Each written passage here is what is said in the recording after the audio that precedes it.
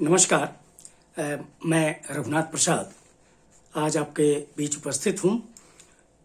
UPSC civil services exam जो preliminary आयोजित होनी है 27 जून 2021 को, उसके संबंध में इसी प्रिलिमिनरी जो स्क्रीनिंग टेस्ट है उसके मार्फत सिविल सर्विसेज के साथ जो 18 तरह की सेवाएं हैं उसके साथ ही इंडियन फॉरेस्ट सर्विस के लिए भी कैंडिडेट का आगे की परीक्षा के लिए चयन होना है।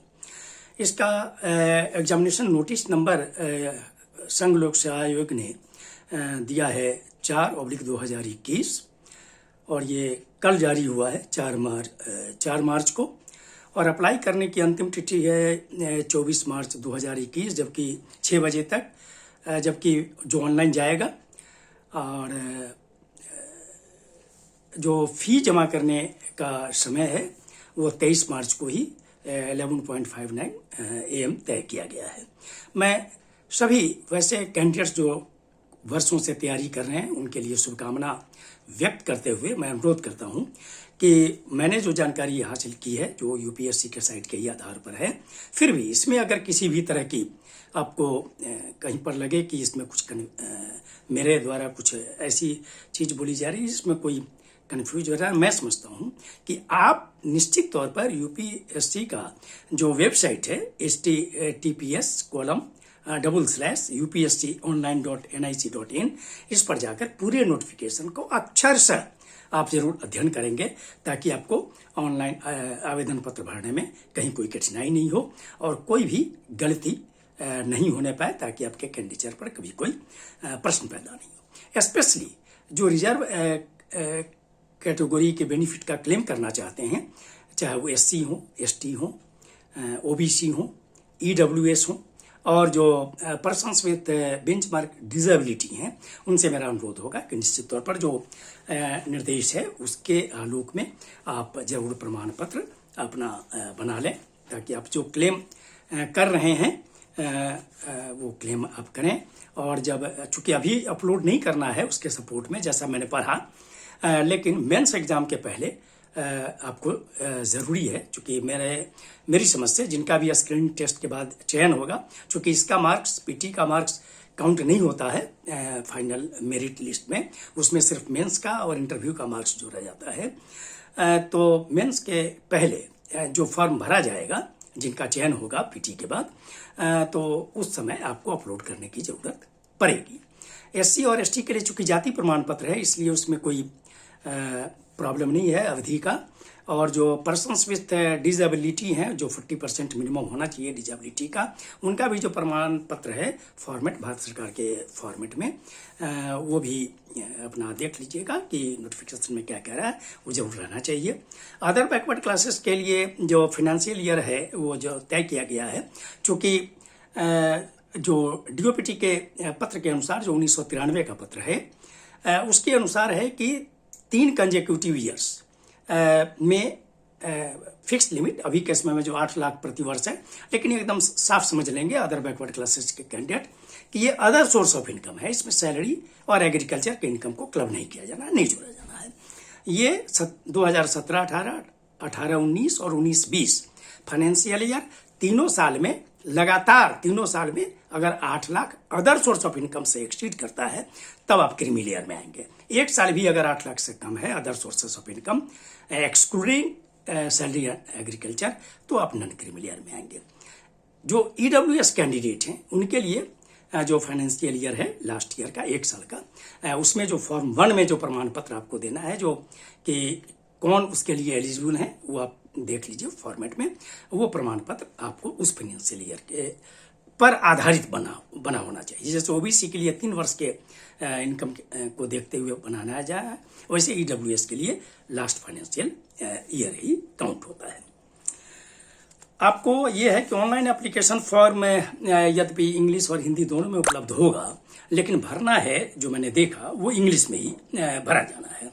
उसके 2 पार्ट होंगे, पार्ट 1 पार्ट 2। पार्ट 1 जो जनरल इंफॉर्मेशंस हैं, और पार्ट 2 में जो पेमेंट है, फोटो आईडी है, सिग्नेचर है, स्कैन करके जो फोटो डालना है वो है, ये सब अनिवार्य है। और परीक्षा केंद्र, वैकल्पिक विषय, माध्यम, अनिवार्य भारतीय विषय, इसमें कोई परिवर्तन भविष्य में नहीं हो सकता है, इसलिए आप सही इसको भरेंगे। आपके जब आप ये फॉर्म फिलअप कर दिए होंगे तो आपका जो रजिस्टर्ड ईमेल आईडी होगा उस पर ईमेल मैसेज भी आपको प्राप्त होगा। और पार्ट 1 में जो इन्फॉर्मेशंस हैं उसमें नाम है, जेंडर है, डेट ऑफ बर्थ है, फादर मदर, नेशनलिटी,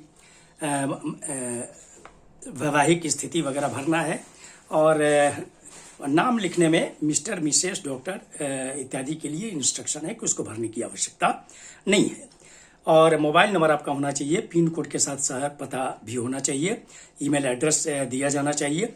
कोई भी क्लैरिफिकेशन की अगर चूंकि कॉरेस्पॉन्डेंस नहीं किया जाता है अमूमन, लेकिन अगर वैसी कोई आवश्यकता पड़ेगी तो यूपीएससी के गेट सी पर इंफॉर्मेशन मिलेगा। और इसमें टेलीफोन नंबर भी, लैंडलाइन नंबर दिया गया है जो 011 है दिल्ली का कोड, और उसमें नंबर भी आपको 3 दिया हुआ है, उसको कृपया नोटिफिकेशन में आप देख लें कि जरूरत पड़ने पर आप उससे ये कर सकते हैं।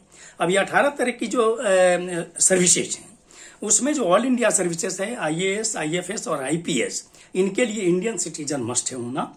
और ग्रुप ए सर्विसेज जो Indian audit and account service, Indian revenue service सहित जो अन्य सेवाएं हैं, और ग्रुप बी की जो डानिक्स वगैरह, पांडिचेरी वगैरह की सर्विसेज हैं, इनके लिए इंडियन सिटीजन के अतिरिक्त कुछ नेपाल, भूटान, तिब्बत इत्यादि के बहुत से कंडीशंस के साथ दिए गए हैं इन्फॉर्मेशंस, उसको कृपया आप देख लेंगे। अनुमानित सीटों की संख्या 712 बतलाई गई है और 22 पद इसमें डिजेबिलिटी कोटे के लिए है विभिन्न। और इसमें दिया गया है कि सीट में कुछ अंतर भी हो सकता है। पीटी के लिए 73 शहर में केंद्र रहेंगे, और जबकि मेंस परीक्षा के लिए दिया गया है कि 24 शहर में ये होगा। पीटी 2 पेपर का होगा, पेपर 1, पेपर 2 दोनों जीएस है। और इसमें जो पेपर 2 होगा वो क्वालिफाइंग होगा, 33 मार्क्स लाना कंपलसरी है। और पेपर 2 स्क्रीनिंग के लिए जोड़ा जाएगा मेरिट के लिए, जो 12-13 गुना जो वैकेंसी का जो चुना जाएगा मेंस एग्जाम के लिए, वो भी 200 नंबर का होगा। वो मेरिट के आधार पे आप उससे स्क्रीनिंग के बाद आप मेंस के लिए। उम्र दिया गया है कि 1/8/2021 को मिनिमम 21 होना चाहिए और मैक्सिमम 32 होना चाहिए। अर्थात आपकी जन्म तिथि जो होनी चाहिए ये होना चाहिए आपको कि 2/8/1989 से 1/8/2000 के बीच का होना चाहिए। अपर एज लिमिट में कुछ रिलैक्सेशन है, SC/ST को 5 साल के लिए, OBC के लिए 3 इयर्स के लिए। और जो डिफेंस पर्सनल हैं, एक सर्विसमैन है, उनके लिए नोटिफिकेशन में काइंडली आप अच्छे से देख लेंगे कि उसमें 3 वर्ष 5 वर्ष वगैरह की रिलैक्सेशन है। और persons with disability, benchmark disability के लिए 10 वर्ष तक का है। जो क्वालिफिकेशन है वो ग्रेजुएट और इक्विवेलेंट है। टेक्निकल वगैरह जो है उसमें इंटर्नशिप वाले को दिया गया है कि माने ये है कि जो अपियरिंग कैंडिडेट भी हैं ग्रेजुएशन के, वो भी अपियर हो सकते हैं, लेकिन मेंस एग्जाम के पहले उनका रिजल्ट हो जाना चाहिए। और जो टेक्निकल में है, MBBS वगैरह इस समय मान लीजिए है, या इंजीनियरिंग वगैरह में अगर उनका इंटर्नशिप बाकी है तो इंटरव्यू के पहले उनका वो होना चाहिए। नंबर ऑफ अटेम्प्ट्स है जनरल कैंडिडेट का 6, SC/ST का अनलिमिटेड है, OBC का 9, और जो PWBD कोटा है उसका है 9 इयर्स जनरल, EWS और OBC के लिए, और SC/ST का अनलिमिटेड है। जो IAS IFS के रूप में कार्यरत हैं वो एक्चुअली उनको मैंने जो पढ़ा उसके अनुसार उनको फॉर्म नहीं भरना। और जो IPS में काम कर रहे हैं वो ऑप्ट नहीं कर सकते हैं IPS को। मेडिकल का जो फिजिकल का जो स्टैंडर्ड है उसको भी कृपया सावधानी पूर्वक आप देख लेंगे। और जो आप फॉर्म भरेंगे उसमें centre, optional subject, medium of examination और कंपलसरी इंडियन लैंग्वेज वगैरह सावधानी पूर्वक भरेंगे। एक जगह मैंने ये पाया है कि जो SC/ST, EWS, OBC वगैरह और PWBD के कैंडिडेट हैं उनको अभी कोई प्रमाण पत्र अपलोड करने के लिए, सबमिट करने की जरूरत नहीं है। मेंस के पहले जब आपका सिलेक्शन होगा मेंस के लिए इस स्क्रीनिंग के बाद, तो उसके पहले आपको जरूरत पड़ेगी, इसलिए आप टाइमली प्रमाण पत्र जैसा निर्देश है वैसा आपके पास अवेलेबल होना चाहिए। और जो मैंने ये जानकारी आपको दे दी है, और ये 27 जून को पीटी है, आप अच्छे से तैयारी करें और सारे सिलेबस का अध्ययन जरूर आप अच्छे से करेंगे। एक चीज मैं ये बतला दूं कि एक बार यदि आप अनरिजर्व आपने क्लेम कर दिया तो फिर आपके रिजर्व कोटा का आप क्लेम नहीं कर सकते, और किसी भी रिजर्व कैटेगरी में अगर आपने क्लेम किया है तो उसमें इंटरचेंज कि एससी से एसटी, एसटी से ओबीसी, ओबीसी से ये सब आप करने की अनुमति आपको नहीं है। निगेटिव मार्किंग पीटी में भी है 33% यानी 0.33। और मैं एक सिंपल जानकारी के तौर पर मैं आपको दे दूं कि जब आप मेंस के लिए आप जाएंगे तो निश्चित तौर पर वहां पे आपको जो तैयारी करनी होगी आप देख लेंगे कि क्वालिफाइंग पेपर्स आपका होगा paper A 1 of Indian language of 8th schedule of constitution, वो 300 नंबर का होगा, और पेपर बी इंग्लिश होगा वो 300 नंबर का, और जिस पर मेरिट लिस्ट बनेगा वो पेपर्स वो उनका नामकरण है पेपर 1 एस से 250 नंबर का, पेपर 2 जो होगा वो जनरल स्टडीज 1 होगा 250 का, पेपर 3 जो जनरल स्टडीज 2 होगा वो 250 नंबर का, पेपर 4 जो जनरल स्टडीज 3 होगा वो 250 अंक का, पेपर 5 जनरल स्टडीज 4 होगा 250 अंक का, और ऑप्शनल सब्जेक्ट एक ही लेना है जो 2 पेपर का होगा, वो 6 और 7 जो ऑप्शनल पेपर 1 और 2 का लाएगा वो 250 का होगा। टोटल मेंस एग्जाम 1750 नंबर का होगा, और इनमें जिनका सिलेक्शन होगा उनको जो इंटरव्यू में बुलाया जाएगा वो पर्सनालिटी टेस्ट इंटरव्यू 275 अंक का होगा। कुल 2025 पर आपका मेरिट लिस्ट बनेगा। आप सभी लोगों से पुनः अनुरोध है कि आप लोग अच्छे से नोटिफिकेशन में सारे निर्देश का अध्ययन अक्षरशः करेंगे, और आप अक्षरशः उसका पालन करते हुए फॉर्म भरेंगे। आप सभी लोगों के लिए बहुत बहुत शुभकामना।